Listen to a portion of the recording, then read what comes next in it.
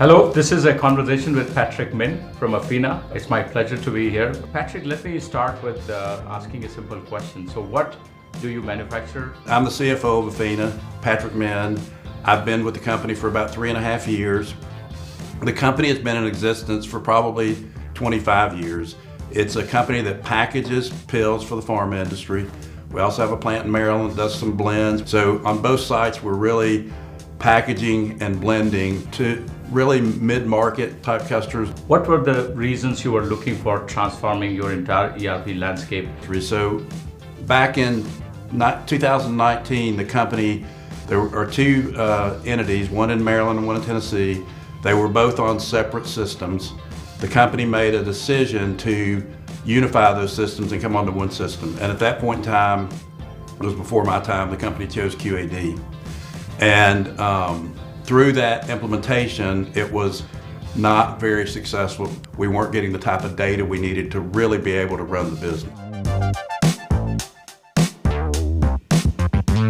Hearing you and the complexities that you faced in your project, I know that at one point in time, you were looking various solutions, various package solution, ERP solutions to see how do you consolidate systems and actually have something which gives the necessary speed. I came in 2022 to a failed implementation, and as a financial person, the things I'm trying to strive for is to get accurate information, to get it timely, and then to have it be actionable. And we weren't able to do that. And so I did some soul searching of what's the issue here? Was it the implementation? Was it our people?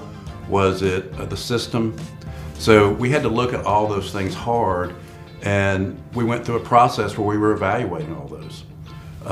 It was a lengthy process of looking at QAD to see where are we with QAD. We really needed to get to the next level from the information we were getting.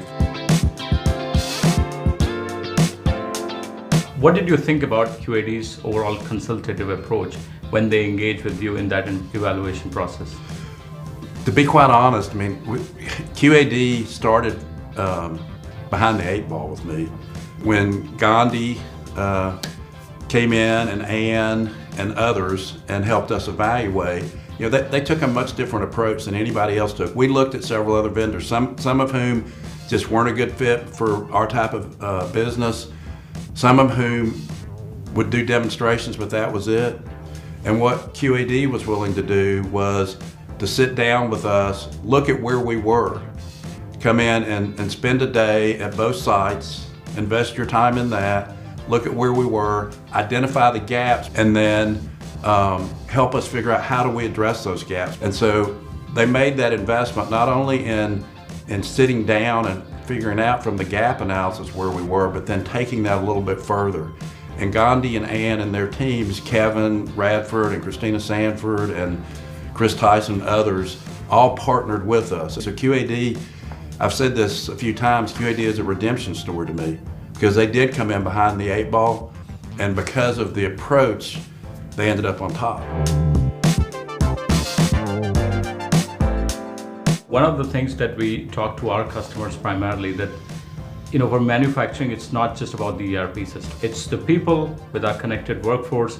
It's the intelligent backbone that is our ERP, and then AI, champion AI, with which we believe we can amplify human potential. You went beyond QAD ERP and you looked into Redzone. Yeah. You talk about all those components of QAD, and if you ask me which one of those drove my decision, it was all the above. Our board had tasked me with a couple of things. We've got to have better data, and we're pushing for efficiencies. The dynamics between Ann and Gandhi and Amanda Kennedy on the Redzone side, the lights went on for me. QAD and Redzone was very seamless. The value proposition to me was dramatic in terms of, hey, this answers all the things I'm looking for. People tend to be, from a sales perspective, territorial. I want to work on my product, and I don't want to bring the other one in because the other one, if it's not done right, could jeopardize what I'm trying to do. And the thing I'd like to add is this never felt like a sales process to me. When it feels like a consulting process, when we got to the end of the gap analysis, There was never now I'm showing you really have to spend this money to upgrade. There was we could do this right now and we could get you to a better position than what you're in, but if we do this, we can get you to a lot better position. So you are currently in the implementation, going with Adaptive. So looking ahead, what are the most critical things you see that you expect from your ERP system, from the Redzone system to continue to deliver for you, to contribute to your business? I think it's going to be great. I see this as being, for our company right now, given the level of data we have or rather don't have, to be just a complete game changer. Because I think we're going to have a better implementation, we're going to get better data, and then we're going to get more timely data, which is really important to me. If I can see that my inventory levels are too high, then I can prevent loss, I can prevent the additional carrying cost I have. The future of QAD to me is really important. I hope to be sitting with you a year from now and raving and high-fiving you about the success we've had as a company because this implementation got us to that next level.